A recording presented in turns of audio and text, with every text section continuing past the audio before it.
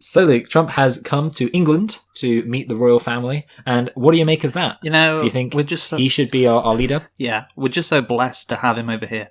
If he was in charge of Brexit, we'd be out of the EU so fast and with such a good deal. I don't know why. The best deals. I don't know why Theresa May hasn't read Art of the Deal. Like, I don't know. Like, someone should ask her, "Hey, why haven't you read Art of the Deal?" Like, come on. Like, because then everything would be okay for us. I agree. No, yeah, that's basically what we need. Did you hear? So I didn't know this, but apparently, so I could have guessed this. I don't know if I knew this had happened or if I just assumed it had happened. But he made some dodgy comments about Meghan Markle, and also this is the big one. Okay, I don't know if you know about this. Do you know what he said about Princess Diana? No, what did he say? Shortly after she died. He said that he could have had sex with her if she had an AIDS test beforehand. He was like, I know, and because there was an article and it was talking about how Prince Harry has abstained himself from royal occasions in order to avoid talking to Trump, and it's to do with pretty much every horrible thing that Donald Trump has said about Princess Diana, Harry's family. Yes, no, I mean that it started off like just a normal Trump thing, and then with the AIDS, that was just fucking incredible. Oh, that's great! I love it. Incredible. What a man! Yeah, what a man! I tell you what, though, I did make a great remark. I said, at least Trump was elected. That was my anti-monarchy side coming out. I don't know, someone was complaining about it. People were saying, we're talking about Donald Trump, and I was saying, the Queen is so much better than Donald Trump, and it sucks that that the Queen's going to have to meet Donald Trump. And, I prefer the Queen to Donald Trump, but, So, yeah, a load of resistance-type people on Twitter are like, the Queen is throwing so much shade at Donald Trump by wearing some East Asian tiara. Yes, yeah, the tiara that's, like, warding off good spirits. It's literally, you know what it is? It's literally Yas Queen. Yes, it is. It is the epitome of Yas Queen. There will never be anything more Yas Queen.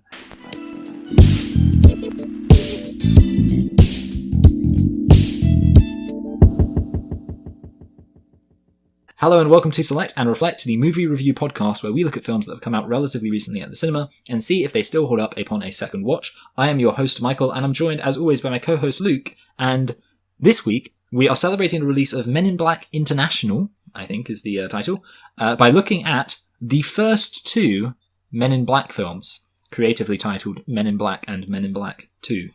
And Luke, why don't you tell us a thing or two about Men in Black? Sure thing, Michael. By the way, I do have a new mic now, so hopefully... Oh yeah, of course, so don't be too taken aback by the quality. Hopefully everything sounds better. So yeah, let's get into Men in Black. It is a 1997 American science fiction action comedy film, directed by Barry Sonnenfeld, produced by Walter F. Parks and Laurie MacDonald, and written by Ed Solomon. It is loosely adapted from the Men in Black comic book series, created by Lowell Cunningham and Sandy Carruthers. It stars Tommy Lee Jones, Will Smith, Linda Florentino, Vincent D'Onofrio, and Rip Torn. It was released on July the 2nd, 1997. And Michael, do you want to have a guess at the budget? I don't. Oh goodness me! No, this is going to be a disaster. £100, $100, $80, $90, $90. No, sorry, $90 million. Okay, so it's not $90, Michael, but it is $90 million. Well done, you got it exactly correct. Wow. That's this crazy, is such a momentous day. I get a new mic, and you get the budget of a movie correct. Wow. Yeah. Okay. The box office. Now it's time for the box office. Let's see if I can get this right. I think it made quite a lot. I mean, I heard someone said something about how Will Smith, like even his worst film, made more than 100 million, but that's not really a great place to start. I'm thinking not quite 500 million, but maybe 350 million. No, Michael. No. This made a lot more, right. And is what I'll get onto in a bit when talking about this movie and the era it came out. This movie grossed 589 million at the box office. 589 million. That's more than I've grossed. Yes. So, Michael, no matter how much you've grossed, Yes. What is it next? Did we like it? The real question is, did you like this film, Luke?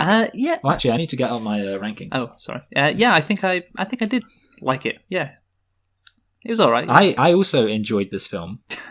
Yes, it was definitely one of those classic enjoyable films. Yeah, and that's what films are supposed to be, Luke. They're supposed to be fun. Yep, nothing more, just fun. But Michael, nitpicks. We just want to have fun. Nitpicks. So I have 1, 2, 3, 6. I have 1, 2, 3, 4, 5, 6, 7.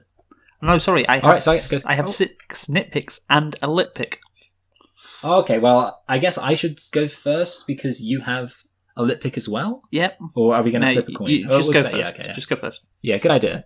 So, number one, there was also a side table next to Will Smith when he dragged the big table across the room. Of course, I'm referring to the scene where the army guys, they've got a questionnaire and they're trying to write on the questionnaire, but because they don't have a surface to write on, they can't get any purchase on the paper, and therefore Will Smith, he drags very loudly and obviously a table from one side of the room all the way across the other, and it makes really loud noise, and goes, oh, how unorthodox, and then he writes on it. But the whole time I was thinking there's actually a side table next to him. So, I mean, obviously maybe he wanted to use a slightly bigger table, but I'm thinking he could have just swiveled his chair around and written on that side table. Yeah, he could have I don't done know if that, you noticed it, Luke. Yeah, I didn't know. Yeah.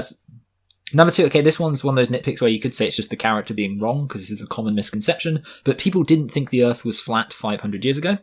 Yeah, I know. That's just and famously, yeah. You know the story of Columbus and why Columbus thought he could get to Asia, because the lie is, of course, that people think that Columbus was the only one who thought the world was round and everyone else thought it was flat, and that's why he thought he'd get around Asia. But actually, it wasn't. It was that Columbus thought the world was smaller than it was, so he assumed that there would be a relatively small oceanic journey to get to Asia.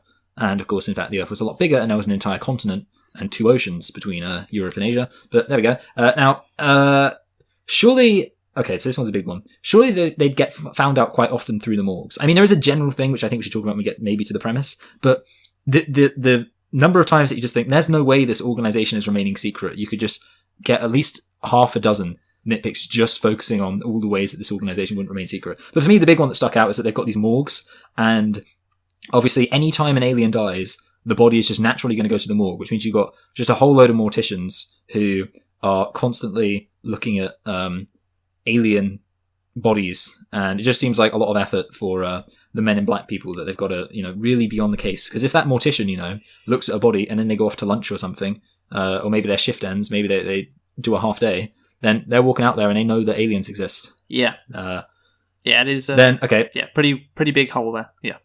Yes. How can it take so long to translate a known language, or rather a language from a known civilization? Because of course, this guy dies. He's king of the Zarthans, maybe? Zarthans? Does that sound right? I think that was from the second one. Oh, yeah, okay. I think it's the Archilians, yeah. Archilians, yeah. So, and the Archilian cruisers show up and they give a message, and it takes them like a half a day, if not more, to translate this message. Like while the rest of the plot is happening, they're trying to translate this message. I'm thinking, these clearly are a known civilization. And I'm kind of just surprised that the organization, the planetary organization, which is in charge of alien contact with Earth, would not know the language, or not have anything to just immediately translate the language of this civilization, this alien civilization, which they clearly know a fair bit about, because, they've kind of got this relationship with them. Obviously, the king's coming to their planet. You think there'd be at least one person there who'd be like, hey, maybe I'll make a little translator for the Archilian language. But no, they've got to do it on the fly. So apparently this is the first message they've got from the Archilians, or every single time they translate it, they just never bother to remember how to translate. Yeah.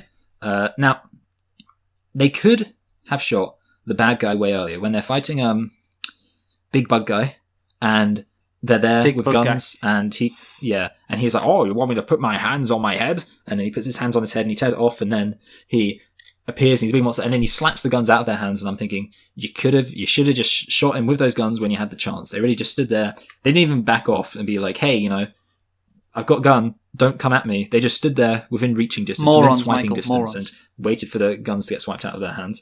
And their confrontation with the alien was more than 8 minutes. This is a classic. There's a time limit in the film, which is that it's 8 minutes until the Archilians are going to blow up Earth in response to a piece of jewelry which has a galaxy in it being lost. You just gave away the whole plot, Michael. Oh, I'm sorry. Yeah, so it's 8 minutes until the aliens are about to blow up Earth, and obviously it very clearly takes the events that proceed from that take longer than 8 minutes. Yeah, it's a classic one. And it is a classic. What are your and I just want to say, what are your 6? I'll tell you, but I just don't know why movies do that. Like, there's no need. Yeah, it is very strange. Just say 15 minutes and then you're fine. But whatever. Wait, hold a minute. Are you really fond of the show Arrested Development? Yes. And that's the show which has Michael Cena or Senna? Michael Cera, I think it's pronounced. Cera, that's it. I was confusing my R's and my N's. Okay, so there's a joke in that. It's the only joke I'm aware of, which basically the joke is that Michael Cera's talking to somebody, and the person makes a comment, and Michael Cera has an internal monologue. Or actually, the narrator explains what Michael's internal monologue was. And then the monologue ends by him saying he now realised, according to his internal clock, that he'd been unresponsive for 47.5 seconds, something like that. And it's kind of funny because the actual, within real time, because I saw the clip on YouTube, and it actually is the exact amount of time that it says, which, it shouldn't really be an impressive thing. But at this point, I'm literally just impressed when the Arrested amount of time Development described. It's impressive, Michael. Yeah, it is impressive. They make the effort. Yeah. It should be called Arrested Impressivement. You should watch it. I don't know if you have or not. You know what? I really, it's really one good. of those things I really should watch it. The first 3 seasons. seasons. I will watch it at some point. Yeah. The real question is, why am I putting it off? That's what I need to account for. Because you're worried Anyway. it won't be as good as, I'm hyping it up to be. that's But true. it is. The first 3 seasons are really good. Anyway, my nitpicks. Okay, so at the start, the old guy gets his memory wiped. And I just think, well, this will go on to something a bit later, but the last 40 years he doesn't remember anything. It's just quite cruel to do that to somebody. And obviously that, I'll expand on that later, when Thingy K gets his memory gets his memory wiped, yeah. So just the sets at the start, they look just so fake. Everything is lit weirdly. Everything is light, even though it's meant to be dark. Everywhere is bright. Yeah, I get you. Yeah. It's the same at the farmhouse as well in that scene. It's just quite poorly done. So the cockroach guy, when he goes and kills the Archelians, why does he need to dress up as a waiter? Couldn't he have just walked up to the 2 aliens? Yeah, that's true. Yeah. Hold on, I just realised, Luke, when he says I gave him a break, that's because he broke the guy in half. Yeah. I literally just realised that just then. Come on, Michael. Wow, crazy. Yeah, you're right, actually. Yeah, there's no reason why he needs to interrupt. He could have just walked up to them. Yeah, impersonate, that's what I meant. Anyway, so why are there so many aliens in Manhattan, Michael? Why Manhattan? Why none in Los Angeles? Yeah, that's right. I guess it's because Los Angeles is more sprawled out. And also, LA traffic. Yeah. It would take you ages to get anywhere. Yeah. I guess so. Yeah, that's true. I mean, maybe they should have I don't know. There probably is a better location they could choose, but maybe it's New York. There's loads of weirdos in New York. Yeah, I was thinking that would be the logic as well. Anyway, next up. So it's the last scene. As you've said, they've got less than an hour to save the Earth, and the Men in Black send just 2 agents to get the galaxy to save the planet. Just 2, Michael. Surely this would be a company-wide operation. It always reminds me of in Phantom Menace when they find out that the Sith have returned. So they send 2 guys to go deal with it, even though there are hundreds of Jedi at this point. Yeah, it's great. Yeah, you're right. Yeah, they should have sent more. They should have. And my last nitpick, the Will Smith rap. This was his first solo single, by the way. Really? And, I looked it up on Wikipedia. And boy, is it awful. I just think Will Smith rapping in general is just awful. He just sounds so forced when he's doing it. I don't know. Yeah, well, you know what, Luke? Will Smith don't got to cuss in his raps to sell records. Well, I do, so fuck him and fuck you too. Yeah, exactly. Will Smith is I don't know, ready salted crisps of black people. He's like the Nickelback of black people. Yeah, he's just black enough that he's not white, but he's as white as possible for somebody who's black. He's teetering on the edge, and that's why he's had such a successful career. Yeah, true. Yeah. Anyway, and my lip pick. At the end of the movie, the morgue woman, I've forgotten her name. Anyway, she becomes an agent, and she says to Will Smith, I think, aliens want seats to the Knicks and Bulls game. And it's just, that to me, in 2019, is such a funny joke. I really, I love it, because those 2 teams are absolutely awful now. And okay, got you. So it's outdated. Yeah. Wait, is that basketball? Yeah, that is basketball. Yes. Okay, yeah. Yes. Got you. Yeah, it's very funny. That explains why you know about it. Anyway, so Michael. Okay, so this movie, what is it about, Michael? It's about aliens. It's about the Men in Black. Yeah, I know, but it's about aliens and the aliens. People in the 1990s were just obsessed with aliens. You had the X-Files, one of the most popular TV shows of that decade. You had... Yeah, exactly. See, even to this day, you still know the theme tune. It's because of Simpsons. Even in The Simpsons, remember they had two aliens, Kang and Kodos, and there was a lot of storylines around them. Yeah. They had Independence Day, one of the highest grossing movies ever at the time of its release, and this movie too, Men in Black, which grossed almost $600 million. And I have a theory on this, that why were people so obsessed with aliens in the 1990s, Michael? Because this is, I don't know if I'm going to write about this, it was because the Cold War was over, therefore they felt like we were moving towards a period of earthly unity, and thus the idea of interplanetary conflict became automatically more popular as people assumed we were stepping into a new world order where geopolitics was no longer as fraught with rivalry. Fuck, you got it exactly. Yeah, I mean, that is the thing. Like, the conspiracy theory, it shifted to aliens in the 90s as the Soviet Union was defeated because there's no massive threat to the West instead. So, well, if there's no other country that can be a threat to us, China wasn't China like it is now. Well, this conspiracy theory, it has to come from space instead. Like, movies like Red Dawn. Yeah, you could say it came from outer space. Yeah, you could say that. What's that movie with, who's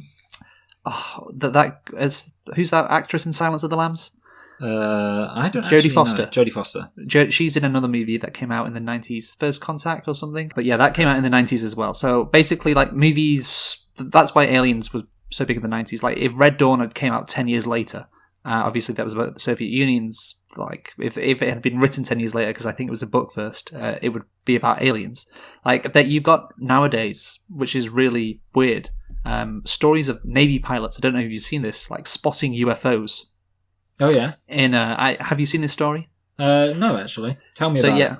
If you just search it on Google, you can see there's. I think the New York Times got this story. So it's basically about how Navy pilots in America have been told to report UFOs more. Like, before there was a kind of like, oh, if you see it, don't report it. But now Navy pilots speak out on UFO sightings. Yeah, exactly. There you go. That's the headline. And so think about it. If this was in the 1990s. People would be going insane, but that story today doesn't get any traction, as the conspiracy theories now are about the deep state, secret societies, and so on. Because of 9/11, Pizzagate. Yeah, the Iraq War, which people obviously like Dick Cheney, who were in power, profited off massively, and obviously the financial crisis in 2008, where the banking elite destroyed the world economy. If you think about like Neil Breen, you've seen his kind of conspiracy movies. And you saw those scenes of those like bankers and financial people talking about how they rule the world and everything. That's what. Yes. Well, I don't think he's anti-Semitic. That's obviously. No. That's the conspiracy theory now. It's all about the deep state and the international elite who are the target of these conspiracy theorists. And so obviously, in the 1990s, this movie was made about aliens because, as we said, it was that was the threat. That was the only credible threat to Americans. So the government going through a lot of effort to conceal these aliens, it just fits in perfectly with the conspiratorial nature about aliens in the 1990s. Yeah, I agree. So obviously, actually, I think then we can kind of move on to some broader aspects about the plot. And I think you're completely right about the alien thing, and you're so right that I literally guessed pretty much exactly what you were saying. So that just proves that I'm on the same wavelength as you. I just thought about it because Will Smith, obviously, I was looking through his filmography and I was like, oh yeah, he did Independence Day before this, which is also about aliens, and then I was like, oh yeah, the X-Files. I was like, shit, there's a lot of alien stuff in the 1990s. No, that's true. And it did drop off somewhat. Well, I think it carried on a bit into the 2000s. I feel like what's that film? Oh, Mars Attacks was in the 90s, but the film that Tom Cruise in it, War of the Worlds. There we go. Yeah, but wasn't that a remake though? Yeah, I know. Yeah, it was. So but I'm not sure that's why. Yeah, it took them a while. Yeah. Anyway, so I do want to mention one thing, which it's not really about this film, but the film it is about, we're going to be talking about later, and it's not going to seem as relevant when we do it. But Kingsman. Yes. So first of all, that was actually on TV recently, but also. The whole thing about like a guy picking an uncouth youth, and then he has this training program, and everyone else there is a lot more kind of sophisticated and is a bit more pompous and uppity, and then also the fact they've got this whole thing about suits. I was just thinking, hey, this is like Kingsman, which obviously isn't against this film because this film came out substantially before Kingsman, but I was like, crazy. Yeah, no. You've got this cocky, no-nonsense guy who's cool, doesn't respect authority, and, he's hired because he thinks outside the box. Yeah, it's a typical trope you have in these situations. Also, he can run pretty fast over long distances too, which apparently is very important. They emphasise that a lot. Yeah. Well, maybe it's should just get to Kenya. Yeah, exactly. Yeah, that's true. They should definitely have more African Americans and regular Africans and Afro Caribbeans on their squad because wow. Yeah, sure fast. Because of diversity, Michael, you mean? Exactly, yeah, because of diversity. Exactly. But yeah, I mean, it's obviously... I guess maybe we could talk about... I was kind of thinking about like characters, but I guess... So it was a good way of introducing this world, and it's got obviously the classic way of introducing this world. You have this protagonist who's relatable, and they're fun. You got it. And I guess you could say he's a bit down on his... Not exactly down on his luck, but basically he's clearly better than the job he's doing because like he's the one who's trying really hard and he's got these fat other cops who can't keep up with him, so he's obviously above his station, and then he finds out there's this big thing and he gets introduced to it, and that's a nice little way of introducing us to the universe, and it feels very relatable. Obviously he doubts it at first, and I thought that was a very good introduction. I don't know how much of the film that took up, but I liked it. Yeah, no, it was a good competent introduction. Your standard fantasy well, I guess this is a fantasy movie, kind of. Fantasy introduction, where the protagonist is introduced to this weird world that he didn't know existed. But yeah, I actually haven't explained the plot, Michael. I've just realised. Oh, okay, I guess. I mean, I thought you were going to do that on the premise, but yeah, you didn't. I mean, it is a pretty basic plot. Obviously, Will Smith discovers that aliens exist, and there's this organisation called the Men in Black who are trying to make sure that the public doesn't find out about these aliens. And obviously, they do that for the first half of the movie. Then the plot gets kicked in with this Archillian. Well, actually, it's a bit before that as well. So this Archillian prince, and obviously he's an alien, has a galaxy, and this other alien who's a cockroach wants to find this galaxy, and obviously the Men in Black have to stop the cockroach finding the galaxy because he's the bad guy and he wants to destroy the world or whatever. Yeah. The Archillians are going to blow up the Earth because they don't want their galaxy to fall into the hands of the bug people. Yes, bug exactly. Yeah. So they're gonna. So it's not actually. So I don't know whether the Men in Black care that the cockroach has got the galaxy, but they don't want him to get the galaxy because then the Archillians are going to blow up the world. So yeah, that is the plot. I maybe didn't give it enough credit because it's actually a bit more complicated than I first assumed. Yeah, I mean, obviously, I guess so. The kind of starting in a bit of a late place here, but the villain's motivation is basically just that he likes to cause chaos, I think. So basically, that does mean that the villain is in fact the Joker. Yeah, if you think Why do you say this for every villain, Michael? I know, sorry, it's just every villain is the Joker. No, because he basically, I don't know, he says like, oh, good, if there's war. I can't do his voice, but he has got, I mean, that was nothing like it at all. That was like vaguely Middle Eastern. But he says, if there's war, then that means more food for my family. So, I don't know, I don't really know what his logic is there, but apparently bugs live off of chaos. And also, I guess is he related to real world bugs? That's a bit weird, isn't it? Yeah, maybe. I'm not sure. I guess if it's like, imagine, Michael, you're on an alien world and like... There's monkeys there. Yeah, nah, I wouldn't say monkeys. Maybe it's monkey. I don't know. Yeah, so imagine someone killed a monkey. What would you do? I would just fucking use my mucus glands to sellotape them to the ceiling. Yeah, the thing is, though, they do say that the bug does have an inferiority complex.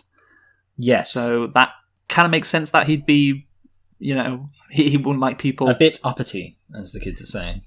Wow. It's got a bit of some bad connotations, that word, Michael. Oh, has it? Yeah. Well, I just assumed, well, the only way I've heard the word uppity used before is talking about black people. Oh, really? That's yeah. Okay, so basically, Mr. Men comics. Yes. There's a Mr. Men character called Mr. Uppity. And, okay. And Mr. Men comics are from the past, so they can't be racist. I've just been spending too much time on the internet, I guess. My brain has been mangled. Yeah. Maybe you're the real racist for assuming I was being racist. Huh? Yeah. Anyway, so yeah, I mean, the villain. Also, let's talk about the fact that, so I like the villain's kind of introduction. Obviously, you've got this guy, and he's like an arsehole. I guess we infer because he seems to be angry. And let's just assume he beats up his wife. Why not? Yes, why not? Yeah. And then he says, the only thing around here... I don't know why I keep trying to do the voice, because I can't. You sound like a guy from the Aladdin podcast. Was it Jafar? That was it. Yeah, I know, yeah. I don't know what I'm doing. But he says, the only thing around here that... Like, it would be easier if it was, like, Southern American, but he's not Southern American. He's, like, a rural... He's from upstate New York, but he's, like, a rural person from upstate New York, and I don't know how to process that. So we'll just make him be Southern. The only thing that pulls its weight around here is my truck. And then the truck gets blown up by a relatively small flying saucer. And then he walks outside to see that his truck has been exploded into like a million pieces. Classic. He goes, figures. Yeah. Which is quite funny. And then obviously he gets eaten. And it sucks out his body and leaves its skin and then puts on his skin. And I guess the good thing is it's nice that he like in both films, actually we'll talk about this in the second film, but in both films the first death we see the villains do is of somebody who's not very likable. So I guess that's nice, you know. It means we don't have to feel too upset. In fact, I don't think we see any really good likable characters die in this film. No, well, it is kind of a comedy film, so you wouldn't really expect that to happen, would you? No, I thought there were not enough stakes. 2 out of 10. Yeah. No, you are right. Like, I think in general, like, just talk about the villain and the plot. Like, it's all really fine. You know, it's all solid. And I think what this movie really does rely on is the charismatic performances from its leads. Obviously, Will Smith and Tommy Lee Jones, and obviously their chemistry. It is essentially a buddy cop movie. And if you have a good script with those two, and they're doing, just their regular stuff, they're acting like, we know they can, which obviously they do in this movie, then you get a really good, fun movie. And obviously this movie also relies on the kind of the fun of, there's aliens everywhere, which we'll get onto on the comedy as well. Oh, yeah. Speaking of there being aliens everywhere, what do you think about the claim that the world we're presented in this film is kind of dystopian because it involves the government just keeping these really huge secrets from the public? What do you think about that, Luke? Yeah. There's a Cracked video called, I don't know, I think it was like, so obviously, Cracked After Hours, I think we've spoken about it before.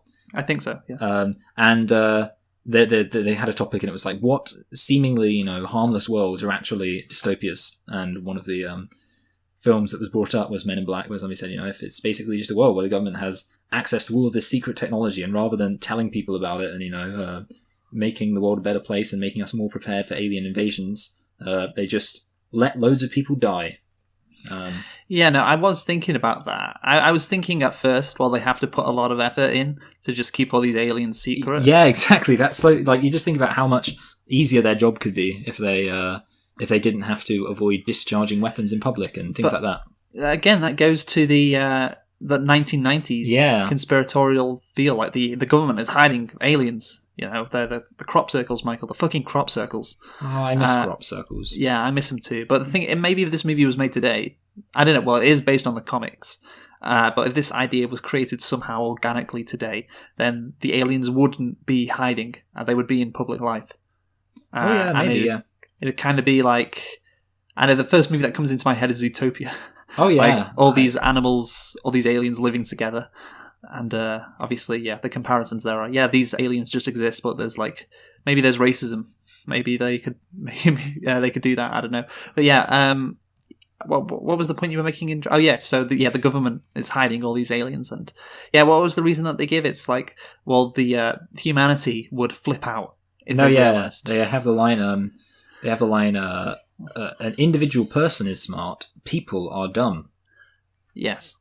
And I question the first statement, I have to say. Yeah. Yeah. No, I mean, I guess, I don't know, would it be worth it? Because maybe, what would humanity do if they found out that aliens existed? I think, to be honest, we just get on with it. No, yeah, exactly. I think that too. I mean, to be honest, it would be a lot of effort to be angry about it all the time. Well, again, like today, we've got the deep state going on. We've got much bigger issues than fucking aliens. This is, like I said before, the New York Times story. Nobody gives a shit. It's all about fucking the deep state and all of that shit. That is QAnon. It's all about QAnon. Yeah. So I guess what we really need for the modern day is a film where Will Smith finds out that all the anti-Semitic and globalist conspiracy theories are true. Yeah, exactly. And the bad guy could be Alex Jones. Yeah, there is actually a child sex shop underneath a pizza a pizza shop in Washington. Planet. Yeah, exactly.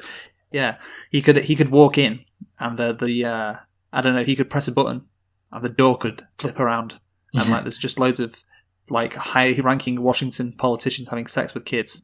That would be a nice, charming comedy, I think. Yep, it'd be great. Anyway. Anyway, I think. I just want to say one more thing.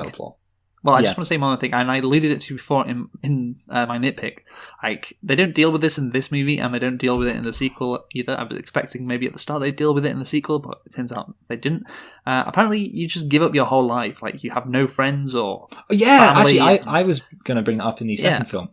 Well, yeah, it's a pretty big deal. One that, I guess, Will Smith, he just kind of accepts in this movie. He doesn't really spend that much time thinking about it. Like, he doesn't have a girlfriend, obviously, but does he have family? You know, that's not really delved into at all. And it is a comedy, so I guess it makes sense that you don't want to spend too much time thinking about that. But, like, Agent K has someone he loved, and it spends, like, 2 seconds on it. And, again, that's something they could have explored more. And it turns out that after... at the end of the movie, obviously, he gets his memory taken away from him and he goes back to living with his wife, who he's been apart from for 35 years. So that's just 35 years of happy life down the drain, potentially.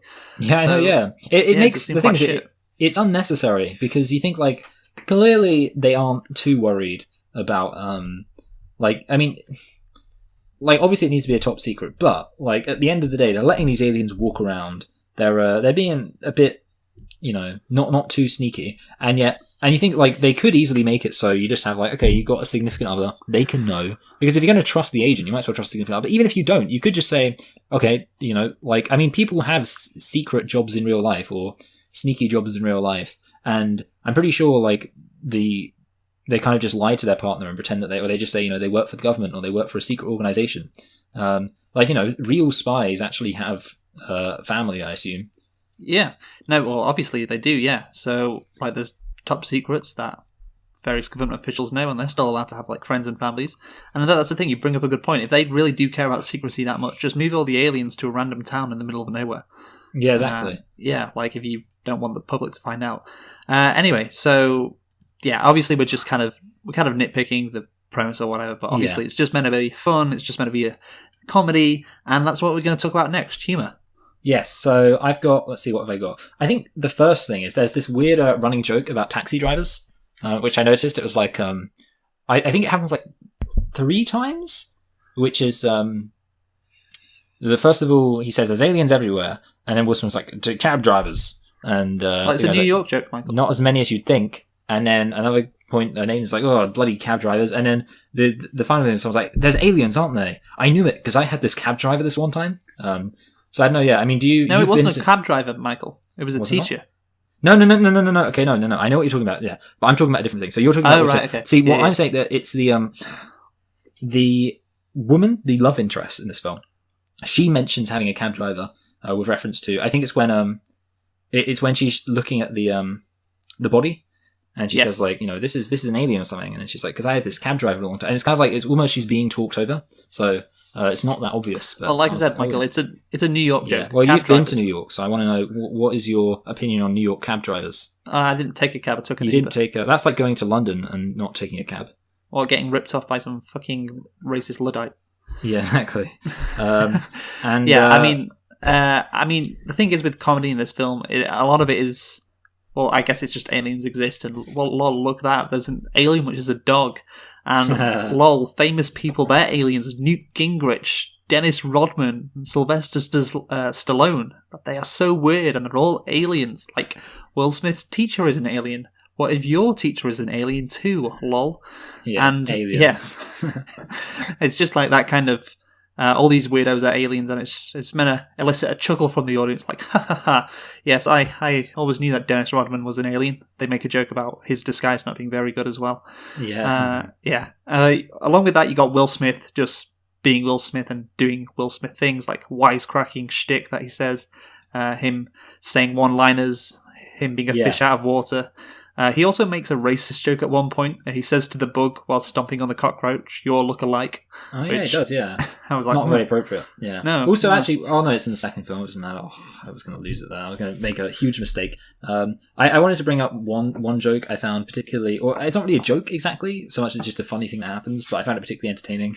The scene where Will Smith has to deal with the alien in labor, and it just having this conversation, and in the background you can just see this squid shooting out of the car, grabbing Will Smith, throwing him around. And I was just like, that's funny. No, that is, just classic like a bit humour. of classic, what's it called, humour? What's the word? Physical comedy. And that was fun. I liked it. Yeah, physical comedy along with two people not caring about the seriousness of the situation behind them. Yeah, I mean, that's the thing, actually. I guess that's the one thing, because it goes back to how incompetent they are when they fight the villain at the end. They really are so shit. Because like they're just they lose their guns almost immediately, and then they don't seem to have any plan at all. And at the end, the way Tommy Lee Jones quote unquote beats the alien is by getting eaten by him and then just shooting the alien from the inside. And then they almost get killed by the top half of the bug, because I guess bugs sometimes, if you cut them in half, the top stays alive for some reason. I don't know. So and then they get saved by the woman, and obviously that's fine. I guess you just say, don't expect to be biting your nails because of the intense action, because it's quite hard to take seriously when they're just not putting in the effort, are they? No, again, it's just it's basically an everything will work out in the end film, and if you just go with the flow, then in the end everything will be fine. It is a movie where you are just meant to go with the flow, and we could mock it, and we flow. we could nitpick it like we have been doing, but essentially, just go with the flow, and it's good enough, and the performances and the chemistry between Will Smith and Tommy Lee Jones is good enough that, you can just go with the flow and enjoy yourself. Similarities to Aladdin in some ways there. It's also a short movie as well. Like, it only goes on for like an hour and 25 minutes. I'm kind of surprised at how short the film is, to be honest. Like, I don't know, I kind of think of my classic action adventure films as being more in like the just under 2 hours mark, rather than the significantly different just over an hour and a half region. Yes. Anyway, Michael, is that all you want to say on comedy? Yeah. I think we should talk about the CGI next. Right, so... or the effects in general. So, here's the thing, Luke. It's not good, but, you kind of... I think in this case, I'm inclined to let it off, because it's like...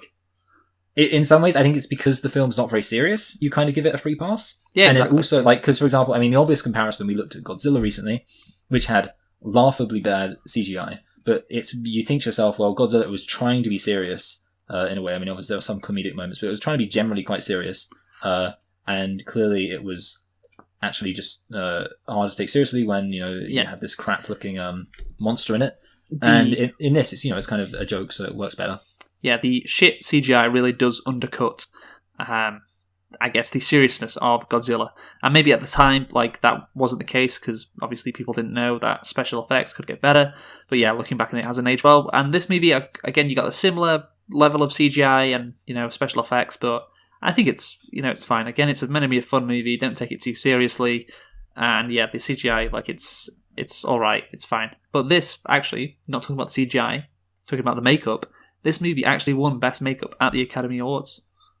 Yeah, okay, I mean, it was kind of hard to tell what was makeup and what was CGI. Well, there you go, they did a good job. Yeah, but given that CGI was limited at the time, I'm going to assume that quite a lot of it was makeup. And in that case, well done, yeah. Yes, well done. Yeah, okay, I can imagine it getting best makeup, so well done. Yes, on to characters now, I think. Yes, if you want to do that. Will Smith first, Michael. Very, very good. I guess you could say, if you were being cynical, you could say he's just playing Will Smith. But then, having said that, if you were being more normal, you might say, well, if he's going to play Will Smith at any point, it might as well be playing Will Smith in this film. Yeah, I think, obviously we said before, in the comedy, Will Smith is just being Will Smith, doing his stuff. But I think this movie might be Will Smith at the height of his powers. Now, yeah, I could see that. Yeah, definitely. And I think the reason why we should discuss this is because Will Smith, growing up, he was the most famous actor in the world when I was growing up, and still to this day, is there anyone more famous as an actor? I guess it'd have to be Robert Downey Jr. Just because he's in the Avengers. Because he's not even that famous. I mean, there are kind of famous actors, but I mean, obviously, you've got things like Tom Cruise and stuff like that. But it's kind of like Will Smith. I guess it's like a combination of being a massive box office draw and being, just in a lot of stuff, and also being really well liked, which he kind of has, and I think you don't really get that as much with other things. I mean, for example, Robert Downey Jr., I mean, you could say he's a big box office draw because he got 50 million from Iron Man or something like that. Yeah, that's not because of Downey Jr. though. Yeah, exactly. Yeah, and that's true. But also, you could say he hasn't actually been in that much stuff. I mean, I don't really associate Robert Downey Jr. with a whole load of films compared to, for example, Will Smith, who I think has been in loads of things. And I think I would probably say Will Smith easily has plenty on what any other actor does have. And there's The Rock as well. Oh The yeah, Rock has The to be Rock. considered, and maybe The Rock's overtaking him in recent years. But I looked at Will Smith's filmography.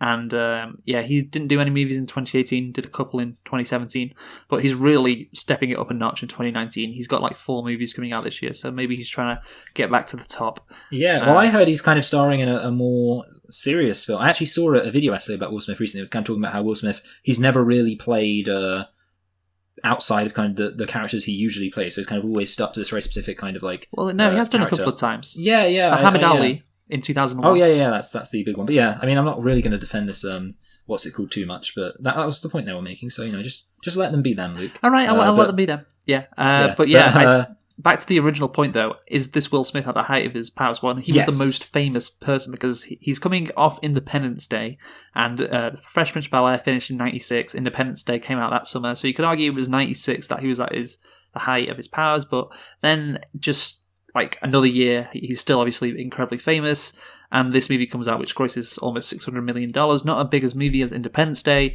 but it is still quite big. It's very big, and he's also releasing his first rap album, which topped the charts in a whole load of countries. So I think 1997, this is Will Smith when he's at his most famous, and for someone who is, I guess, an incredibly, one of the most famous actors in movie history, that, when watching this movie, that is something that you have to think about, I guess.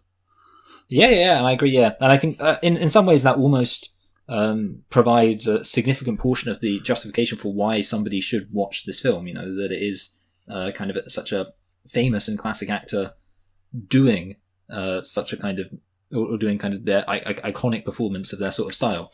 And in that sense, if you're going to watch it for no other reason, watch it to see Will Smith be Will Smith, as he is wont to be sometimes. Yeah, Will Smith at his peak.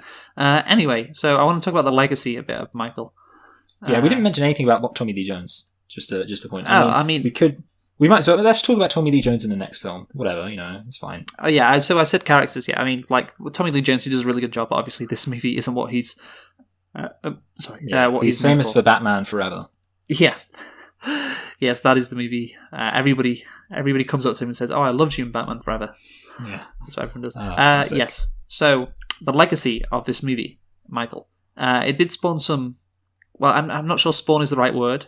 So you have these cliches, so agents in black suits and sunglasses and all that. And I think this type of look, it wasn't created by this movie, but this movie, I guess, crystallized it, if you will.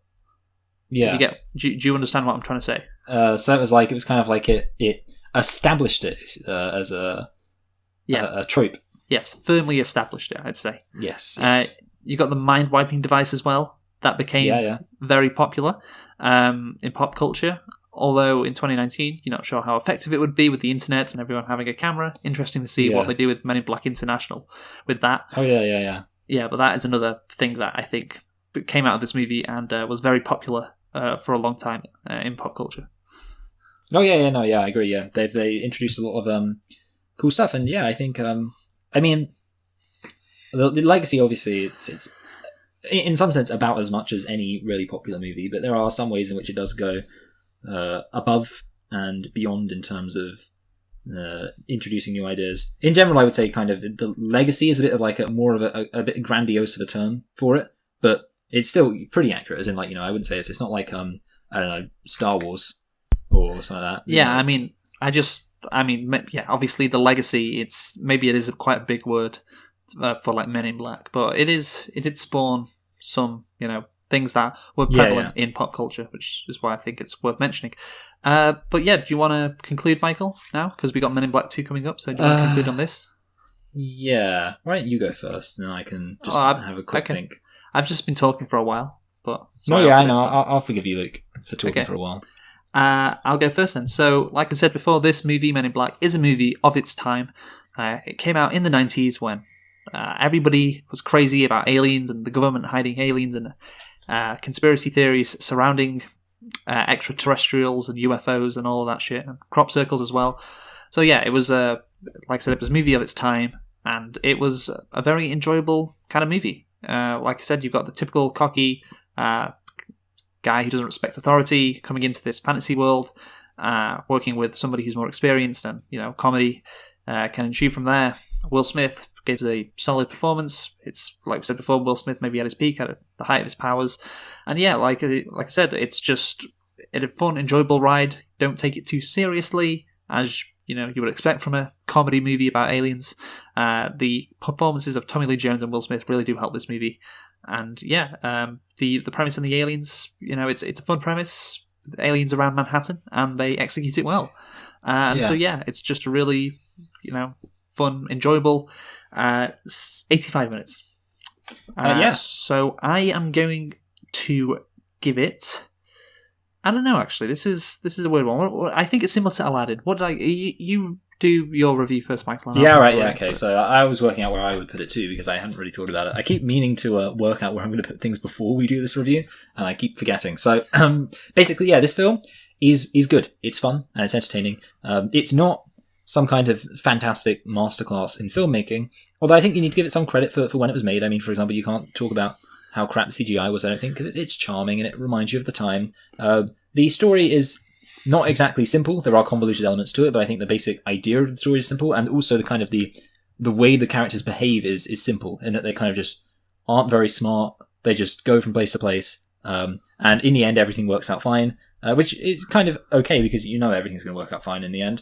But the main reason I would say to watch this film is because it's just entertaining, and also the fact that it's kind of Will Smith being really enjoyable, and it's a good buddy film also, and we do like buddy films. They make me feel happy.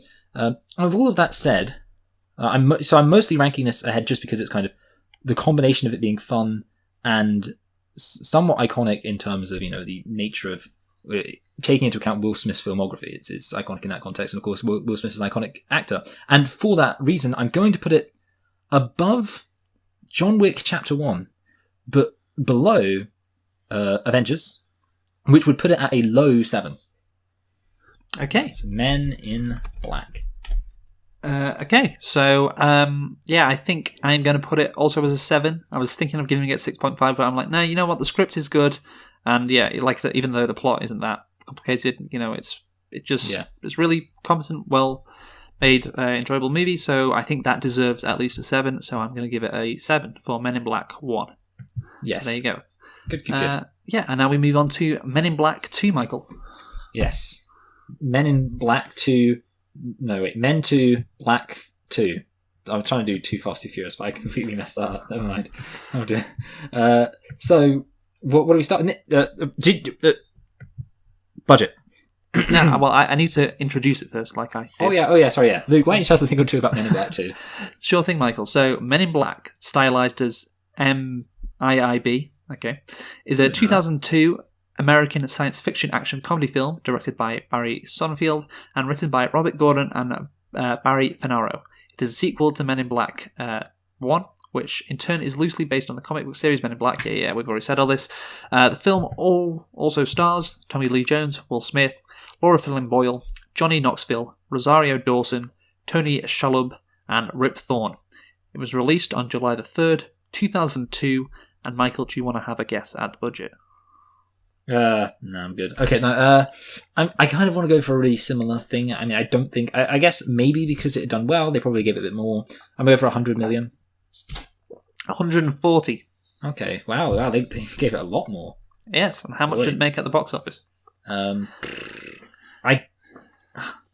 don't know if it did make more, because I know that the sequel was very belated. So I don't know how much it made. I kind of wish I remembered how much you said the last one made. I sort of forgot. But I'm going to guess... I said 350 million for the last one. I think that it was considerably over. So I'll go 450 million for this one. Very good guess, Michael. 441 million. Yeah. So yeah, congratulations. You're not done bad today in your old guessing. Oh, yeah, good. So that is Men in Black 2, all the stuff, the background. But Michael, did you like this movie?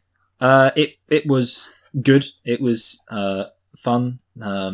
I would say, I guess we'll get into this. I might as well just say up front, I didn't like it as much as the first one. Did you like this movie? I didn't like it, and I would not say it was good or fun. I think this really was below par, or below the standard set by the first one. Okay. Yeah, so I'm being harsher than you on Men in Black 2. That's good rhyme. Well, you delivered it a rhyme. I don't know, yeah, okay. So, but regardless of whether or not we were harsher than me, we always have nitpicks. So do you have nitpicks, Luke? Yes, I do, Michael. I mean, how many do you have is what I should have said. Let me just look. Because otherwise it would kind of be contradicting. We always have nitpicks if I said, do you have nitpicks then after that? Yes, I have 6. I have 7.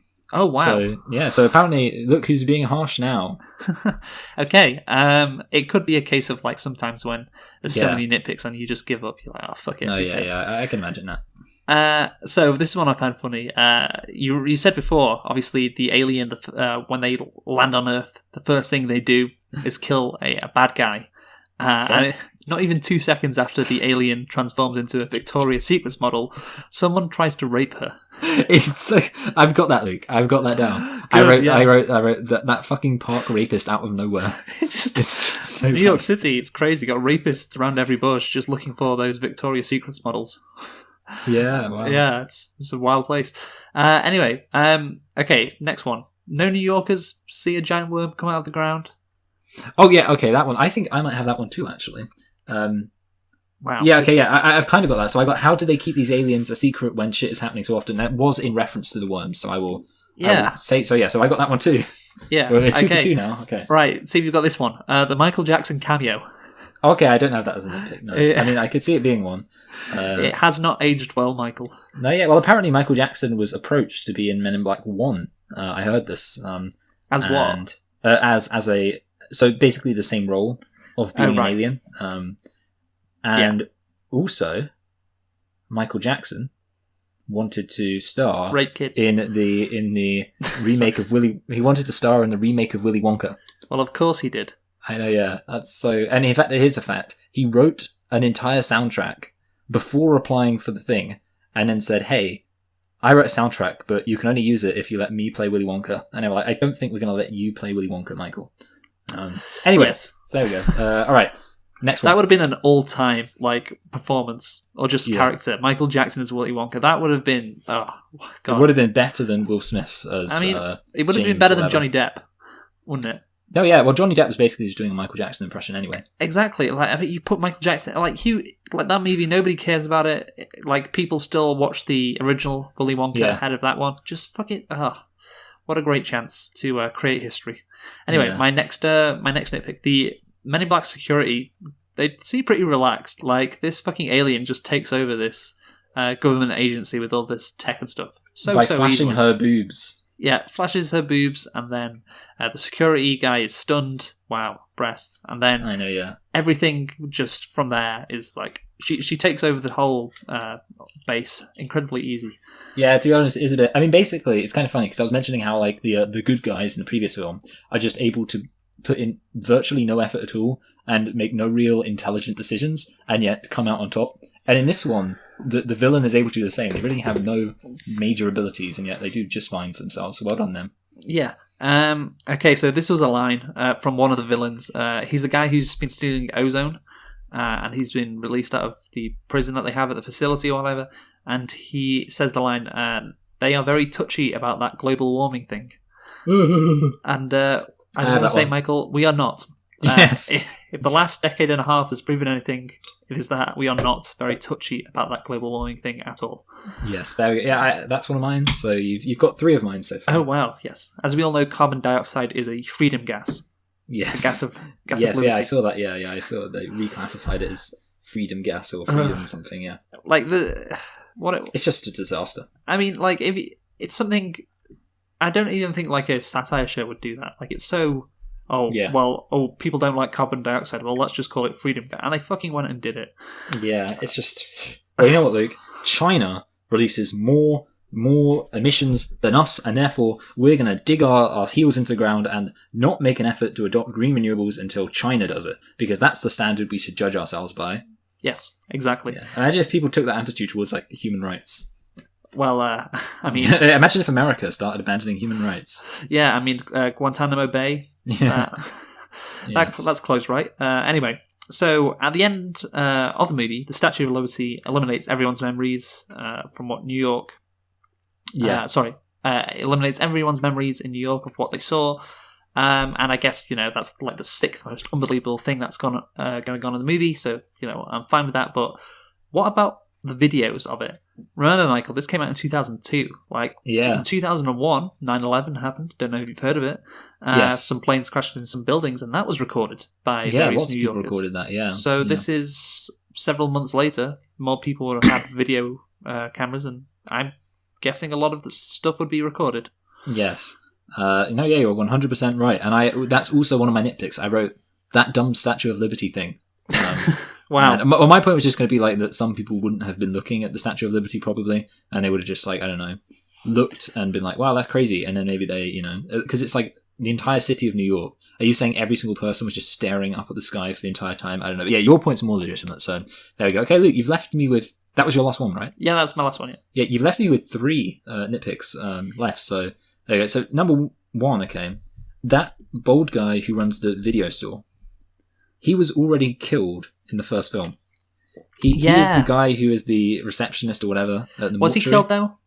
Well, maybe he wasn't. Yeah, maybe he wasn't killed actually. Maybe he was just glued to the. But then I guess I don't know. Either way, he's changed. I mean, obviously, like you could say it's like a Bruce Campbell thing in the Sam Raimi Spider-Man films where he plays like 3 different people.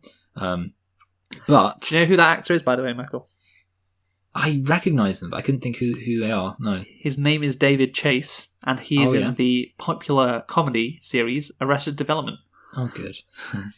It's all come full circle. He plays Tobias, the gay uncle, who's not actually gay. Okay, got you. Now, this one's a really great one. So basically, Tommy Lee Jones, he walks into somebody's house, he opens up a secret compartment, and they have a room full of guns. My point is that if you actually think about it, you would notice if there was a massive void in the middle of your house. So, because think about it, you've got a house, and you're like, okay, so this room's here, this room's there, this room's there. And at some point you'd be like, hey, you notice how, like, behind our lounge, there's just an empty space, and you walk out into our, into outside of our house, and you look at it, and there's clearly bricks around there, so there must be a massive void there. Simple explanation, Michael. Simple explanation. The guys, they memory wipe them to care about that. I don't know. No one could ever stop me from because it's what everyone wants to know. Is there a secret compartment in my house? Anyway, and finally, why didn't the evil alien at the Men in Black facility have guns? So obviously Will Smith, he fights this guy who can split into 3. Well, he's got 3 little versions of himself, and Will Smith fights the 3 little versions of himself. Of him, and none of them have guns. And again, it's just another example of the bad guys just being really stupid, and the good guys being really stupid, and everyone being really stupid, and no guns being used. So, yeah. Okay. Are we going to talk about the plot now? Yeah, we are. I'll just give a quick summary of the plot of Men in Black 2. So, where are we? Oh, you're not giving me the plot. Fine, fuck off then. Normally it says it on top of the Wikipedia page, so I'm going to have to come up with it on the fly. So, okay. It's going to be fun. Will Smith. Yes, he will. Yes. Good. That answers that. We're done. He... Oh, fuck. How does it start? So there's this, This woman comes down to planet Earth with the intent of stealing a princess. There's a woman, and she's a princess, and she's called the Light of Zartha. And then the queen wants to kill the Light of Zartha. Here's the thing: they frame it. They have this whole thing at the beginning, which is it kind of reminds me of Liam Neeson in the X-Files parody of The Simpsons, where it's it explains the plot through kind of this old timey video. Oh yeah, which is later incorporated. Yeah, and despite that, I still don't really know what the plot is. It's to do with the Light of Zartha, and Selena wants to steal it or destroy it. Yeah, I wrote that down. Selena wants, that's the evil alien Selena, and she wants the Light of Zartha. But why? I can't remember. Maybe they say it, but I generally don't know why. It's just evil person wants this Light of Zartha. Yeah, to destroy it. I don't know. the Light of Zartha is then revealed to be actually the daughter of the Zarthan princess, Yes. who didn't know she was a princess, Yes. and that's that, Luke, isn't it? So Basically. yeah, I mean, here's the thing. Like, first off, you're doing a really bad job of explaining your movie if you put that little thing at the start, and like we can't really work out what's happening. So that's the thing. So I think so. They from what I can remember, the Light of Zartha was meant to be whatever. They were putting it on a ship and sending it away from Earth, right? That is what they were doing. But they actually didn't do that, and it was actually kept on Earth. And then some guy with two heads finds out that the Light of Zartha is on Earth. I don't know how he manages to find it out, but he does. Obviously, that's the guy with a head coming out of his back. Yes. That's not explained how he figures out that this is on Earth. So then he goes to Selina and says, "Hey, give me $50 million." And she's just like, "No, I'm just going to kill you if you don't tell me." And he's like, "Oh shit, I probably should have negotiated this better. I should probably read out of the deal before I did this." But anyway, and then deals. then she goes and kills this person who was protecting the Light of Zartha. And then, shit goes down after that. Just Will Smith and Tommy Lee Jones have to find out what the Light of Zartha is, or where it is, all while stopping Selina from getting it. And then also Selina takes over Men in Black with a lot of ease. So what else is there to say? So, okay, let's start with this. All right. Number one, I want to talk about like the sequel thing, which is that they did the classic thing sequels do, which is end the first film with like this idea of where the series is going from there. Yes. And then immediately counteract that with the next episode, the next film. So obviously Elle, the mortician from the first film, becomes the next Men in Black person, and then it turns out that in the next film she's been got rid of. So they actually didn't. So she didn't stick around, and therefore that ending has kind of been invalidated by the sequel. And then further than that, they actually then take back. So Tommy Lee Jones, did we even mention this? Tommy Lee Jones has, he left obviously at the end of the last one. We did mention that, but then they need to bring him back because he was the one who originally dealt with the Light of Zartha in the first film. And not in the first film. He originally dealt with it back in the 60s or whatever, or some other time. 78, I think. 78, yeah. So yeah, he originally dealt with the Light of Zartha, and therefore they need to bring him back. And part of the plot, I guess, it's kind of this is kind of fun. I'll give him credit for that. Is him? He's trying to get Tommy Lee Jones to get his memory back, and that's kind of, I guess you'd say, the first act. So the first act is mostly him trying to get Tommy Lee Jones to get his memory back, so they can find out what Light of Zartha is. And then the second act is about Selina taking over Men in Black. And then the third act is about them defeating Selina. There we go. Is that fair enough? That sums up pretty well. Yeah, I liked. I did kind of like the fact they brought Tommy Lee Jones back. I think maybe I could see it being the case. I mean, I could see it possibly have been that actually in practice, Will Smith wouldn't have had as great chemistry with her. And I don't know. I think they did have good chemistry. Yeah, maybe. Yeah, it might have been interesting, but. I don't know why obviously, I think people were pining for more of the same, and that's Will Smith with Tommy Lee Jones. Exactly. Somewhat fun together. I say, why didn't they get that actress back? It's because they wanted Tommy Lee Jones to get back with Will Smith, so this whole plot is kind of concocted as a way to get Kay back into the Men in Black organization, as he is the one who knows where the Light of Zartha is and all about it. I don't know, by the way, when he's working at a post office, obviously. I don't know why he was working with a bunch of aliens, by the way. I don't know what the point was in that. Well, I think it's just because aliens work at the post office.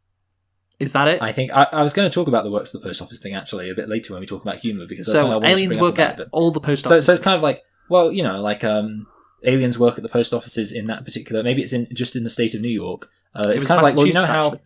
Oh, okay. Well, that's me looking like an idiot. Yep. I don't know. Let's go for New England. Schooled you then. Northeast USA. No. New York is not New England. Yeah, okay, but it should be. Let's be No, honest. it Like, shouldn't. I've always said this before, Luke, and I'll go to my grave believing this. Upstate New York should be part of New England, and downstate New York, as it is officially referred to, should kind of be part of that whole, New Jersey, Baltimore, like that kind of big conurbation thing. And really, New York, it should be two states, because upstate New York should be part of New England, because it just makes more sense that way, because it's similar. Are you going to tell me right now that upstate New York is not very similar to New England? You just have to look at which counties support the New England Patriots to see there's hardly any crossover of people who support the New England Patriots who live in the state of New York. Like, there's a firm line, like Vermont. Yeah, but that's because they don't believe that they live in New England. Because they don't. If you told the people of upstate New York that they did live in New England... Oh, you think they're just that stupid, Michael? They'll just believe whatever you say. You just trick them. Anyway, yeah, I mean, the thing is, this film, it's... I was going to say about people working in the post office. So, like, sometimes, Luke, it's like there's this stereotypes about different groups of people working in different jobs, Like, I can't think of any example of it other than... Okay, yeah, there we go. I was thinking of, Jewish people. It's a stereotype, Luke. It always goes to Jewish people with you, doesn't it? I know, yeah. Well, it's... But like, you think about all the different stereotypes. I was thinking about this. My sister's an accountant. What a loser, eh? Yeah. But yeah, it's like, so you got your accountants, you got your Hollywood. If you're in Hollywood, that's kind of a stereotypical Jewish thing. If you're an academic, that's a stereotypical Jewish thing. And basically what I'm saying is the aliens, they're like that. They kind of have, so it's like, they've got these alien parents who are like, "Oh, you've got to work at the post office when you get older." And then the kid's like, "But Dad, I want to be a NBA star." And no, you like, can't, no, Dracula. work at the... Yeah, yeah, I don't know why it became Dracula then. I didn't realize it. But Dad, I want to suck your blood. Okay. Anyway, the important thing is, that's why they work at the post office. Okay. But yeah, in general, okay, so this...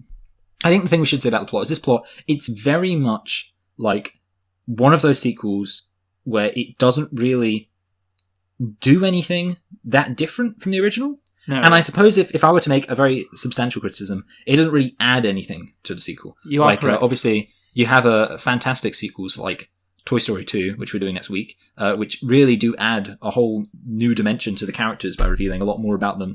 In this film, it does definitely feel like... and that's, I guess, like when I said that I was kind of like fond of this film, it's mostly because it's so similar to the original that I don't think it strays in the wrong direction too much. But because it's so similar to the sequel, it's also kind of pointless. Like, at the end of the day, if you're like, I want to watch Men in Black again, and let's say you've watched Men in Black, like, loads of times... Like, if you really love Men in Black, and you've watched Men in Black loads, and then you think, I really want to watch Men in Black again, but I've seen Men in Black too many times, then that would be the scenario where you would watch Men in Black 2. Because it's like, it's basically the same story, or, the same film, but with a slightly different story. So if you really love Men in Black, but you don't want to see Men in Black again, you can watch Men in Black 2. Yeah, that's fair? I was thinking that... You said a word before, and that sums it up perfectly for me, this movie. This movie is just pointless. Like, it just doesn't add anything to the original Men in Black. Like you say, it's the plot and everything with it, just the world of Men in Black. It's exactly, nothing is added. It's like exactly the same as the first movie in terms of the boundaries and what is known about this world. But what makes it different and worse is, like, what did we say before? It was the chemistry between Will Smith and Tommy Lee Jones, the script, it was funny, and also the initial premise. It's like, oh, aliens are teachers, are fucking dogs. Oh, aliens are all around us. aliens are fucking dogs. That's pretty kinky of them. Aliens are dogs. And, well, actually, you know what? The dog, we'll get onto that in comedy later, but the dog did make a lot of jokes about having sex with other dogs. So there you go. Maybe I'm not being that inaccurate. But yeah, I again, it's just a rehash of the first one in a lot of ways, but it's less funny, which we'll get onto in the comedy. And again, the initial sort of funniness of aliens being like real people goes away, because that was the case in the first movie, and that goes away when watching the second movie, because you already know that a bunch of aliens exist in New York and are going about living their lives like regular people. So it loses that as well. So at the end of the day, you've just got a really like below average shitty sequel that again is pointless, apart from if you want to make $440 million at the box office. If you want to do that, then it is not pointless. And so yeah, that is, I mean, the sequel came out like 5 years later. Like, most sequels come out 2 to 3 years after the original. Like, this is 5 years later. Like, you're telling me that this was a plot which wasn't, or just a script, so that wasn't just made up on the fly to make some money. Yeah, I can see that. I have one more thing to say about the plot. I don't know if you have anything. That sounded like a kind of. I just want to say because that sounded like a kind of wrapping up kind of thing for the plot. I did have one more thing to say. So, did you have anything else to say about the plot? Yeah, I did actually, but you go first. Okay, well, I'll. So basically, I just wanted to bring up the fact that they fake out the villain death like a bunch.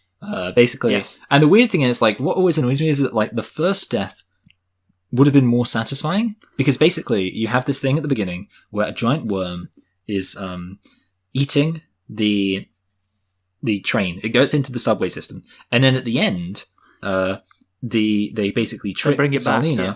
into flying into the worm. And it's kind of like, okay, I get it. So it's like the thing at the beginning was set up, and then it has that conclusion. But then obviously that happens, and then they bring it back, and it's like then it grabs themselves, and then they shoot it, and they shoot it, and they shoot it, and they shoot it, and it retreats back into the thing. You're like, okay, it's been defeated, and then the thing goes to fly away, and it comes out again.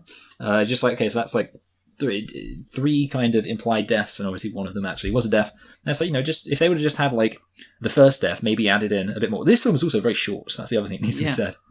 So Again, it is very much kind of like yeah. they clearly didn't have like a very big idea. No, they did for the not. film. They did not. Again, like I said, it was just like, oh, let's just patch this together. Similar kind of thing to the first one, and yeah, let's just make sure we can get this out and get some money. And that theory again is strengthened by the fact that you got this Will Smith kind of character arc that it sets up at the beginning. So it's like he's too dedicated to his work. He's so alone. But nothing happens with it. So he likes this girl, who obviously turns out to be the Light of Zartha, and so she goes back to her home planet. But he wants to be with her. Then obviously he doesn't because she goes back to her planet, like said. Then he's right back where he started at the beginning of the movie. Like, he doesn't have an arc. It's like a U-turn. Like, he's so dedicated. Yeah, I get you, yeah. And then, oh well, nothing's changed, really. So yeah, that is essentially what I have to say about the plot, really. Also, there is a bit at the end, actually. Well, the love interest, that would be... Shall we talk about that afterwards? We'll talk about that a bit later. I just wanted to say on that note, like we mentioned before, how it doesn't make sense that the Men in Black people. Well, it doesn't make that much sense. The Men in Black people aren't allowed to get in a relationship. Oh, sorry, we should bring something else up. While I was talking, because obviously I did the whole thing where I mentioned how they take back a lot of the things that were in the sequel, like they bring back Tommy Lee Jones and they get rid of the girl. Also, the whole thing about him getting with his wife, turns out they got divorced. A few months after getting together. So yeah, it's the classic sequel thing. They just bring things back to how they were at the beginning. But the other thing I just wanted to say is, like, obviously they have this thing where Men in Black aren't allowed to be in relationships. We mentioned that when we were talking about the previous film, and in this one it is again just as kind of silly, but it is a big part of the plot. Although again, like you say, it's only a big part of the plot nominally. In reality, it doesn't actually affect Will Smith that much. So yeah, exactly. Yeah. By the way, that thing where that Kay's wife has left him, it does add to my theory that being an agent is like the worst thing ever. Like, not only do you lose 35 years of your marriage, but you're so scarred by your experience being a Men in Black agent that you can't have a normal life afterwards. You keep on looking up at the stars. No, yeah, you're right. Yeah, it's not that great. Yeah. Okay, so I think we should talk about the love interest now, Michael, or the romance or whatever. I had some stuff written about that, I remember. Okay, so do you want to go first then? Okay, yeah. Well, actually, I just wrote that it wasn't that, like... I mean, I don't know. I wasn't really feeling it. You weren't really feeling it. So here's the thing, Michael. I thought you were going to bring this up because you're into that gender politics kind of thing. Okay, yeah. I'm curious because I could have... Yeah, I assume that what you're going to say is probably something I should have brought up, but I was just not feeling very woke. I just found, like, the... what's she called? Laura? Laura, there you go. I've even forgotten her name. The sexist way that she is portrayed in this movie. Like, I thought you'd bring this up because she doesn't do anything for the entire movie. Then she's the damsel in distress. Yeah, that's fair. Yeah, you're right. And then I could have brought that up. And then on top of that, it turns out she's the Light of Zartha. So that's a bit of a twist. But she's just forced to go back to her home planet. Like, it's nothing. Yeah, actually, you're right. She does not have agency. She doesn't have agency. She has very little say in all of this. It's actually quite funny. And what should have happened is, they could have written this better, is she could go back to she could go back to her home planet, so this is a choice she had to make, or she could stay on Earth because she says she's in love with Will Smith. And that would have worked better. And so obviously what that does, it doesn't make her feel like an object with no say in what's happening, gives her agency, she's made a decision, and it would complete Will Smith's arc. and be a satisfying ending. So that's what they should have done. But no, yeah, you're actually 100% right. Yeah, they really should have done that. Yeah, for those two reasons. But they spent so little time on this that they just didn't think about it. Yeah. Well, I don't know. They didn't think about it. They just couldn't be bothered. Like, just didn't put in the effort. Yeah. So that is my my point on the love interest. It's sexist, and if it wasn't sexist, it could have been a better movie, not just for the lack of sexism. Well, this is also actually, I think, a good time. I know I was going to bring it up after whatever else I was going to bring it up after the comedy, but the worms. So I just think while you're talking about, because one of the things I did bring up is the fact that there was a bit of outdated humour with the worms, where the worms were being very very sleazy, very like, I don't know. It's kind of like hard to describe because it wasn't really explicitly what they said, but it was kind of like implied that they were like, "Hey, we'll have a go at you." And then obviously the big line was when he said, Will Smith said, "Don't fall asleep." When he left, as if obviously if she fell asleep, then the worms would, do something again implied to be sexual with her because they were acting very sexual around her, and that's not a good thing, really. So it is not a good thing. No, yeah, I did think about that line. I was like, wait a minute, yes, it does seem a bit too far. I think we should get onto the comedy now. Anyway, I think it was quite a good segue because it works out because. I've got, you know what, Luke? Okay, so the thing is, you said this film wasn't as funny. I think I might agree, but I do have like more points about humor here than I did for the last one. Like more things that I kind of liked, even though I do think probably on balance. I don't know if I would agree with you. I don't know if I'd agree with you that this film isn't as funny. I think maybe I would say this film is as funny, but to be honest, okay, I should say I'm not really certain either way. Like I wasn't really having much of a humor barometer on. I will say I don't think this film was obviously less funny. I can go through some things I liked. Okay, go quickly. for it. Yeah. Okay, so number one, I liked Patrick Warburton, his kind of character, and just pretty much everything about him. Just the fact that like Will Smith spent ages being like, okay, we're gonna take this normally, we're gonna be nice and calm, and then immediately Patrick Warburton just goes like, "Hey, dickhead, you're a piece of shit." I don't know what he says, but he like immediately just disregards what Will Smith said, and then he takes him to the pie place to neuralize him, and Patrick Warburton starts crying. That just made me laugh because Patrick Warburton, to be honest. He's just funny in everything, really. He's got like such a funny voice. So not really much of it. To be honest, like I shouldn't really say it's like a credit to the writing because I think anybody else wouldn't have been as funny. It's just so funny to see Patrick Warburton do anything.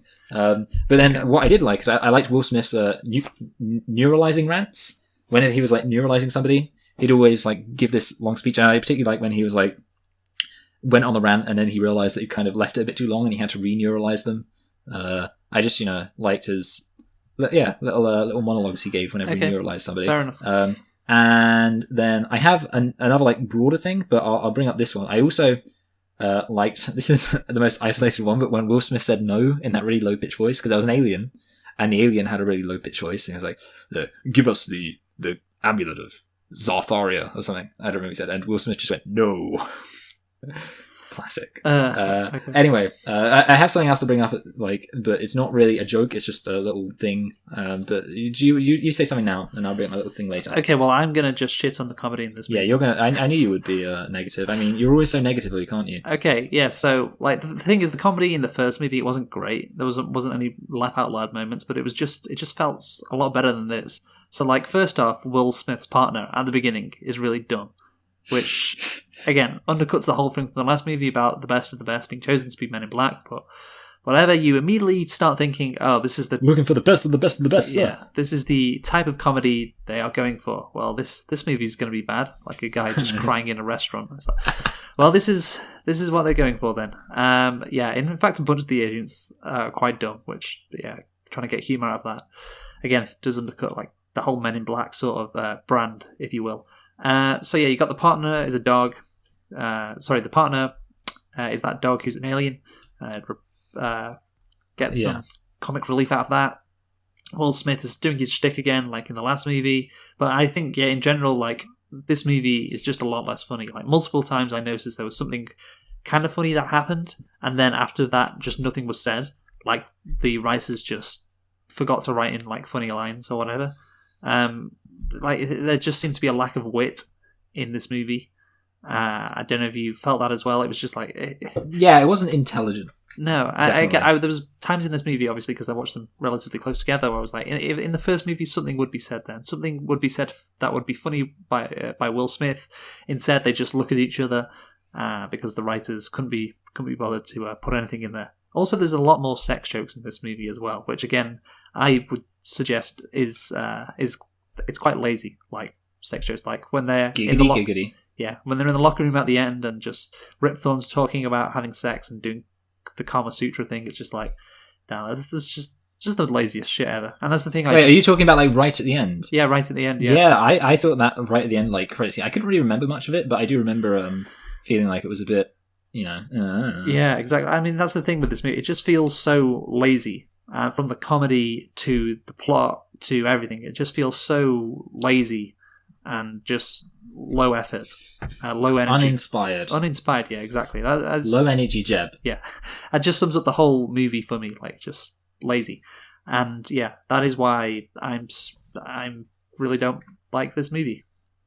How can you like something or want to like something or think it's fun when you just think, oh, nobody's trying here, really, are they? I don't know. I mean, what about when was the time when nobody tried? Let's see if I can think of one. What about the time when Donald Trump won the presidency? Everyone like that. Okay. Do you want to talk about characters now?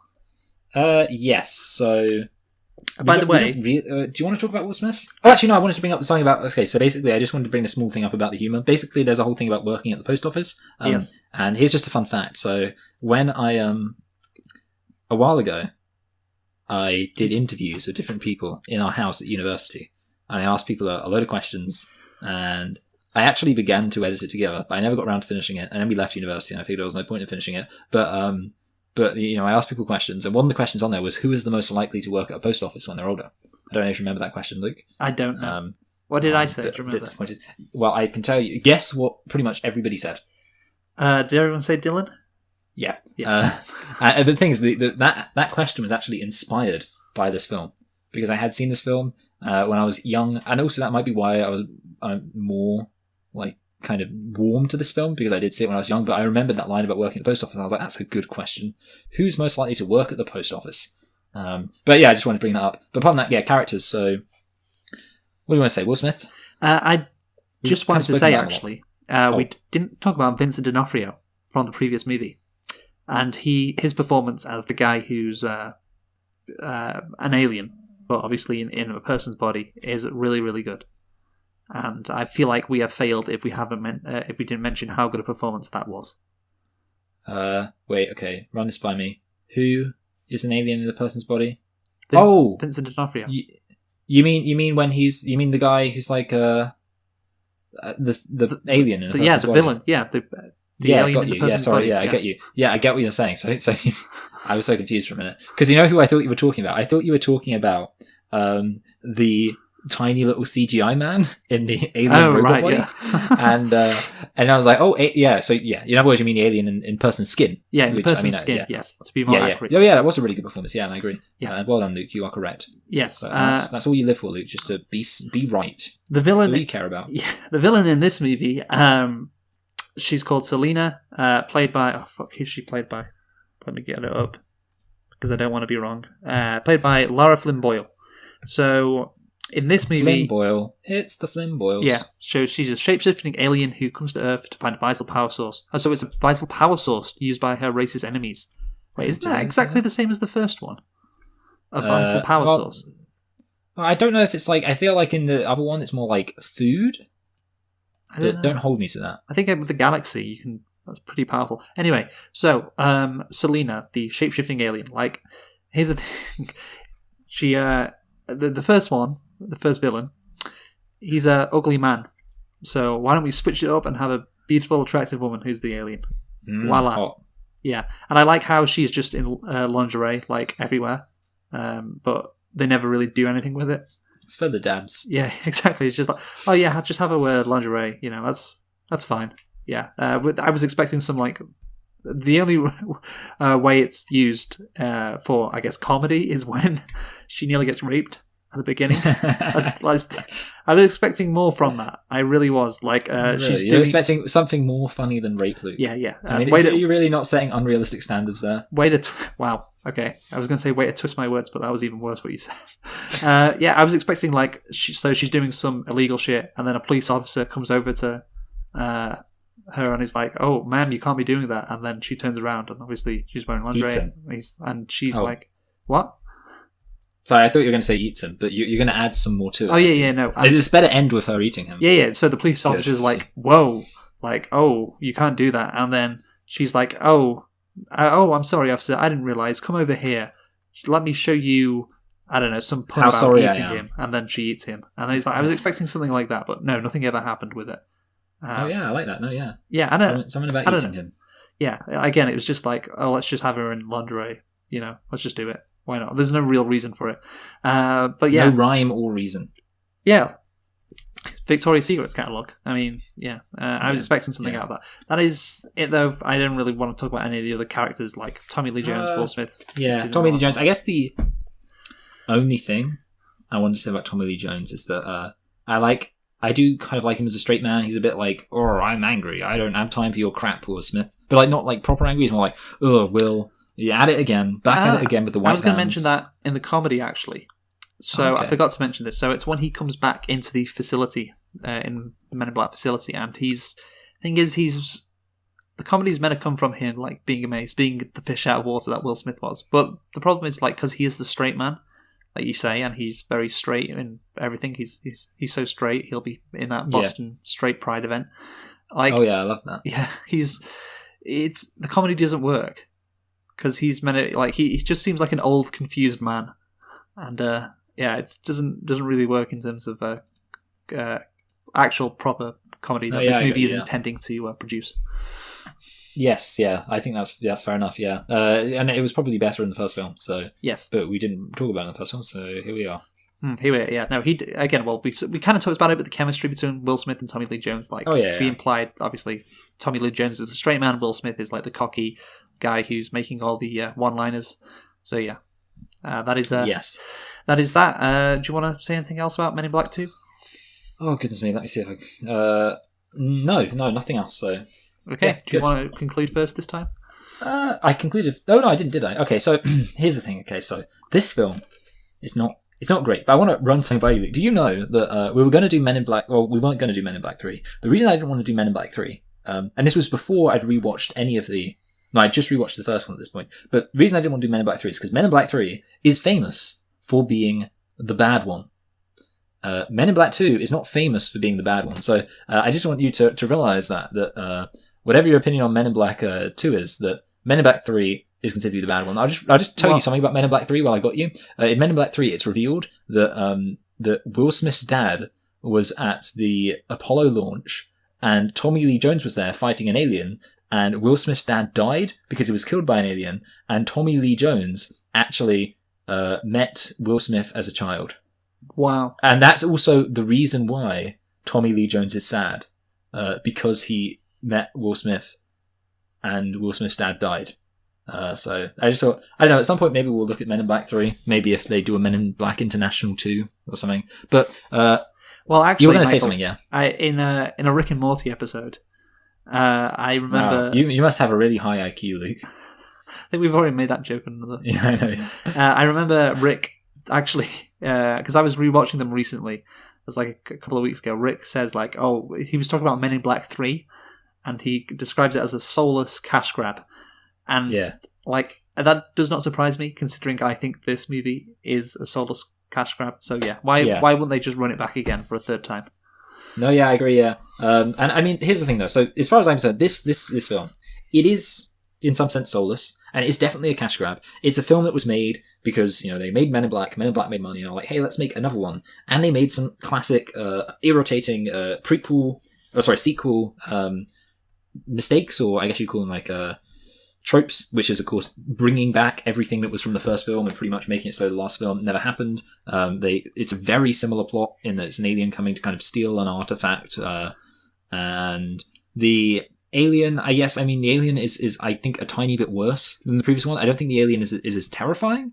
I don't think the alien is as gruesome and unlikable in this, and I think that kind of works against it. I think the comedy is lazy. I think that depending on the kind of person you are, that may bother you more or less. In my case, I was still able to find the comedy like reasonably funny, but yeah, there was nothing in it that was fascinating. Although, having said it, of course, the Men in Black first film, the comedy wasn't great. I mean, my favorite thing from the first Men in Black was a guy getting thrown around by a squid baby. So who knows? Anyway, but the thing is, okay, so I do go back to what I said, and maybe it almost sounded like a joke, but it's quite a serious point, which is that if you do like Men in Black and you do find yourself like thinking, oh, I've seen Men in Black, and basically you reach a point where the prospect of watching a slightly different film is sufficient to counteract the fact that this film will be slightly worse, then in that context, you might want to watch Men in Black 2. Now, with that in mind, and that's the thing, like, so I'm not saying really don't watch Men in Black 2, because if you've seen Men in Black 1 and you thought that was good, and you thought it was like really enjoyable, then I would say, from my perspective, I don't think that you would actively dislike Men in Black 2. I think you'll probably disagree with me. I didn't actively dislike this, and because I didn't actively dislike it, I'm going to give it a pretty neutral rating of kind of in the 5 section. And I'm looking at some films which I can see being placed, but I think I'm going to place this. I know exactly where I'm going to place this. You'll be, I think, comfortable to know it's above this film, Luke. Above Daddy's Home and below Ant-Man. Okay, wow. So, yeah, you're rating this a bit higher than me, then. Well, it's a 5, so... All right, okay. So, what am I going to rate this? Okay, so first off, like I said, this movie is just pointless. It is a cash grab, like I said before. It doesn't add anything.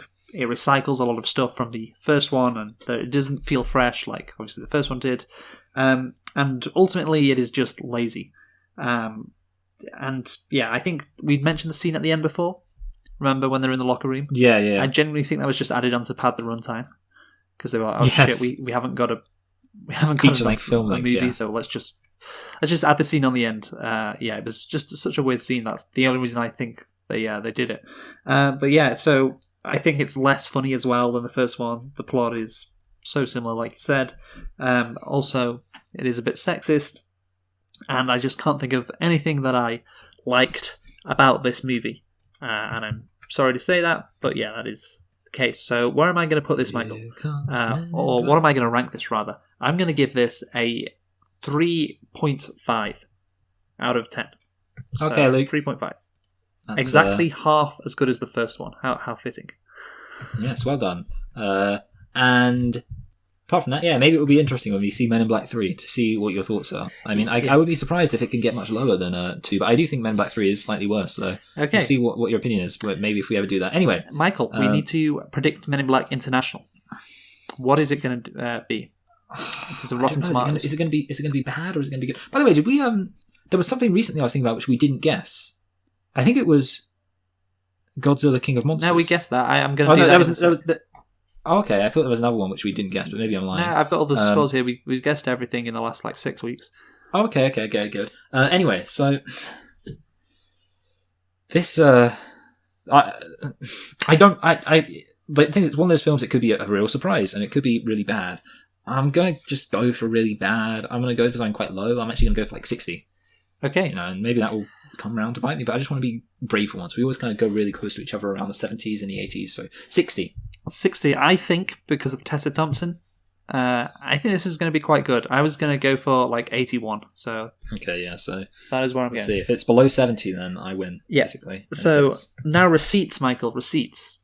So for this movie, Godzilla King of the Monsters, you guessed it would score 79% on Rotten Tomatoes. I guessed it Yes. would score 67% on Rotten Tomatoes. you were closer. Do you know what it scored, Michael? I think it got in the 50s, wasn't it? 40.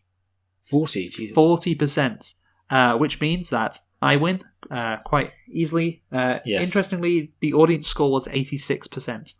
Audiences, So, they're idiots. Yeah, a massive difference there. But yeah, so I think we are tied now 4-4. So yeah, next week we'll do X-Men Dark Phoenix. But yeah, no, that's it. Yeah. What are we doing next week, Michael? We are doing Toy Story. I already alluded to this, but yeah, we're doing Toy Story 1, 2, and what comes after 2, Luke? Actually, Michael, I was going to say, I think we should just do 1 and 2.